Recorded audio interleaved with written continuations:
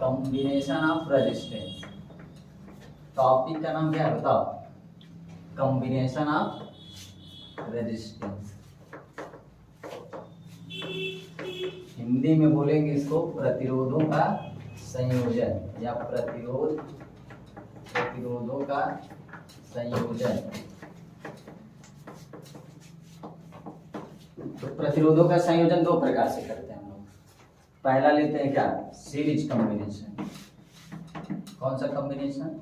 Series combination. इसको हिंदी में बोलते हैं श्रेणी संयोजन। श्रेणी संयोजन। और दूसरा कॉम्बिनेशन जो होगा पैरेलल कॉम्बिनेशन। दूसरा जो हमारा होता है पैरेलल कॉम्बिनेशन। तो प्रतिरोधों का संयोजन दो प्रकार से किया जाता है। इसको बोलते हैं समांतर संयोजन। समांतर संयोजन। तो दो प्रकार से प्रतिरोधों का संयोजन किया जाएगा। पहला सीरीज कॉम्बिनेशन, दूसरा पैरेलल कॉम्बिनेशन। अब सीरीज कॉम्बिनेशन में हम लोग देखेंगे किस प्रकार के प्रतिरोध को सीरीज कॉम्बिनेशन में जोड़ा जाता है। तो सबसे पहले आपको बता दें, प्रतिरोध का जो सिंबल होता है इस तरह से बना है। ये प्रतीक है किसका? प्रतिरोध का। तो जब भी आप प्रतिरोध बनाएंगे तो उसका सिंबल इस तरह बनाएंगे। अब चलिए प्रतिरोधों का संयोजन श्रेणी क्रम में हम लोग देखते हैं किस प्रकार प्रतिरोध को श्रेणी क्रम में जोड़ा जाए। देखिए एक प्रतिरोध हम बनाते हैं यहाँ पर। एक प्रतिरोध ये हो गया, दूसरा प्रतिरोध ये हो गया, तीसरा प्रतिरोध ये हो गया। इन तीनों प्रतिरोधों को एक बैटरी से जोड़ दीजिए। ये हमारे पास एक बैटरी होगी, ये प्लस हो गया, ये माइनस हो गया। इस वाले प्रतिरोध का नाम देंगे R1, इस वाले प्रतिरोध का नाम देंगे R2, इस प्रतिरोध का नाम देंगे R3। और यहाँ पर हमारे एक बैटरी लगी हुई है।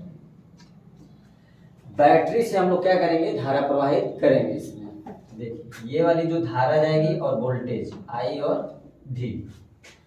तो सबसे पहले प्रतिरोध को किस प्रकार श्रेणी क्रम में जोड़ा जाए इसको देखिए। यहाँ मान लीजिए पॉइंट A है, ये पॉइंट B है। तो ये प्रतिरोध जब होता है तो ये प्रतिरोध का प्रतीक हो गया। इस प्रतिरोध को बोलते हैं पहला सिरा और इसको बोलते हैं दूसरा सिरा। ये पहला प्रतिरोध का पहला सिरा हो जाएगा, ये पहले प्रतिरोध का दूसरा सिरा हो जाएगा। कैसे प्रतिरोध को जोड़ेंगे हम लोग सीरीज में? तो ये पहले प्रतिरोध का पहला सिरा बैटरी के धन ध्रुव से, पहले प्रतिरोध का दूसरा सिरा दूसरे प्रतिरोध के पहले सिरे से जोड़ा जाता है, दूसरे प्रतिरोध का दूसरा सिरा तीसरे प्रतिरोध के पहले वाले सिरे से जोड़ा जाता है। अंत वाले जो प्रतिरोध होगा उसका अंत वाला सिरा बैटरी के ऋण ध्रुव से जोड़ दिया जाता है। तो इस प्रकार के संयोजन को श्रेणी संयोजन कहा जाता है। फिर से एक बार देखिए, पहले प्रतिरोध का पहला सिरा बैटरी के धन ध्रुव से, पहले प्रतिरोध का दूसरा सिरा दूसरे प्रतिरोध के पहले सिरे से, दूसरे प्रतिरोध का दूसरा सिरा तीसरे प्रतिरोध के पहले सिरे से, और अंत वाले प्रतिरोध का सिरा जो होगा वो बैटरी के ऋण ध्रुव से जोड़ देते हैं। तो इस प्रकार के संयोजन को श्रेणी संयोजन कहा जाता है। अब श्रेणी संयोजन में क्या क्या प्रोसेस होगा उसको हम लोग देखेंगे। तो एक बैटरी लगी हुई है, उसका विभवांतर V होगा, उससे धारा जाएगी I। देखिए जब यहाँ से धारा चलेगी यहाँ पर A पर, तो A से B जाने के लिए धारा को कितने रास्ते हैं? देखिए A से B तक धारा जाने के लिए एक रास्ते है, इसलिए धारा कहीं पर बढ़ेगी। तो इसीलिए प्रत्येक प्रतिरोध में धारा का मान क्या होगा? समान होगा। और इस बात को आप अच्छे से नोट में याद करेंगे तो जो सीरीज कॉम्बिनेशन जो होगा हमारा श्रेणी संयोजन, तो यहाँ पर हम लोग लिख लेते हैं पहला, प्रत्येक प्रतिरोध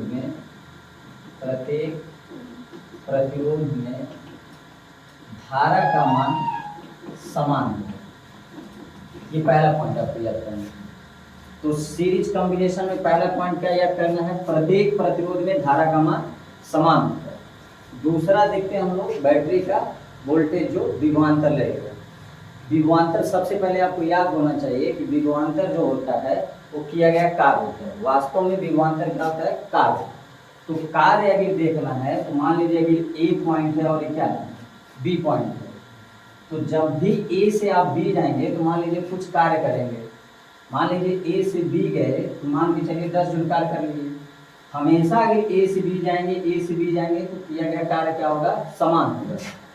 अगर पॉइंट बी से सी गए, या तो ए से बी गए, बी से सी गए, जैसे जैसे बिंदु बदलता जाएगा आपको किया गया कार्य भी बदलता जाएगा, अर्थात आप कह सकते हैं विभवांतर भी बदलता जाएगा। तो यहाँ पर देखिए जब वोल्टेज जाएगी यहाँ पर तो इस प्रतिरोध में अलग कार्य करना पड़ेगा, इस वाले प्रतिरोध में अलग कार्य करना पड़ेगा, इस वाले प्रतिरोध में अलग कार्य करना पड़ेगा। तो आप कह सकते हैं कि इसमें वोल्टेज कुछ और होगा, इसका वोल्टेज कुछ और होगा, इसका वोल्टेज कुछ और होगा, क्योंकि प्रत्येक प्रतिरोध में उसको अलग अलग कार्य करना पड़ेगा। अब कितना कार्य अलग अलग करना पड़ेगा, अब ये निर्भर करता है प्रतिरोध पर। जितना ज़्यादा प्रतिरोध होगा, जितना कम प्रतिरोध होगा, उसके हिसाब से आपको कार्य करने की जरूरत है। तो हम कह सकते हैं, इसका रिजल्ट निकाल सकते हैं कि प्रत्येक प्रतिरोध में विभवांतर अलग अलग होता है। तो दूसरा पॉइंट नोट करते हैं, प्रत्येक प्रतिरोध में विभवांतर अलग अलग होता है, अलग अलग होता है। तो प्यारे बच्चों, दो टॉपिक आपको याद हो जाना चाहिए इसमें कि सीरीज कॉम्बिनेशन में प्रत्येक प्रतिरोध में धारा का मान समान होता है और प्रत्येक प्रतिरोध में विभवांतर अलग अलग होते हैं। ये दोनों पॉइंट अच्छे से याद करना है, तब आपको सीरीज कॉम्बिनेशन बहुत बढ़िया से क्वेश्चन आप सॉल्व कर सकते हैं। बात रही फार्मूला, तो देखिए फार्मूला कैसे प्रूव करते हैं। पहले देखना है हमको कि प्रत्येक प्रतिरोध में धारा क्या होती है, समान होती है। प्रत्येक प्रतिरोध में विभवांतर अलग अलग होता है। तो मान लीजिए विभवांतर अलग अलग होता है, तो इस प्रतिरोध का विभवांतर मान लेते हैं V1, इस प्रतिरोध का विभवांतर मान लेते हैं V2 और इस प्रतिरोध का विभवांतर मान लेते हैं V3। तो देखिए यहाँ जो वोल्टेज गया था V, वो 3 पार्ट में डिवाइड हो चुका है, V1, V2 और V3। तो हम कह सकते हैं कि V बराबर जो होगा V1 plus V2 plus V3 होगा, क्योंकि प्रत्येक प्रतिरोध में विभवांतर क्या है, अलग अलग। तो V1 प्लस V2 V3 किसके बराबर होगा, V के। अब इसमें एक तरीका अपनाएंगे, देखेंगे प्रत्येक प्रतिरोध में धारा का मान क्या है, समान है। तो जो समान होता है धारा, उसी से आप क्या करिए, इन तीनों में डिवाइड कर दीजिए। तो दोनों तरफ धारा से क्या करिए, भाग दे दीजिए। तो यहाँ धारा भाग देंगे तो V/I हो जाएगा, यहाँ देंगे तो V/I हो जाएगा, यहाँ देंगे तो V/I, इसी तरह यहाँ रखेंगे V/I। अब आप लोग ओम का नियम पढ़ चुके होंगे, पिछले क्लास में ओम का नियम पढ़ाया गया होगा। तो ओम का नियम करता है V बराबर क्या है, IR। तो हमको रिलेशन निकालना V/I, तो हम क्या करते हैं, I को इसको नीचे लाते हैं, तो V अपन क्या हो जाएगा, I इक्वल टू R। तो V/I इक्वल टू क्या होगा, R। अब यहाँ से देखिए V/I की जगह क्या रख सकते हैं, R, यहाँ लिख दिए R। फिर इसके जगह V1/I है तो इसके जगह पे लिखेंगे R1, यहाँ पर V2/I तो इसके जगह पे लिखेंगे R2, यहाँ पर V/3 है तो इसके जगह पे लिखेंगे R3। अब ये जो R1 plus R2 plus R3 है, इन तीनों का सम इस रेजिस्टेंस के बराबर है। तो इसीलिए इस प्रतिरोध का प्यार बच्चों नाम रखा गया R equivalent, R1 plus R2 plus R3। तो देखिए R इक्विवेलेंट का मतलब होता है इन तीनों का जो योग होगा इस प्रतिरोध के योग के बराबर होता है। तो इसी प्रतिरोध का नाम दिया जाता है R इक्विवेलेंट। तो सीरीज कॉम्बिनेशन में जब प्रतिरोध जोड़ा जाता है तो उसका फार्मूला होता है R1 plus R2 plus R3।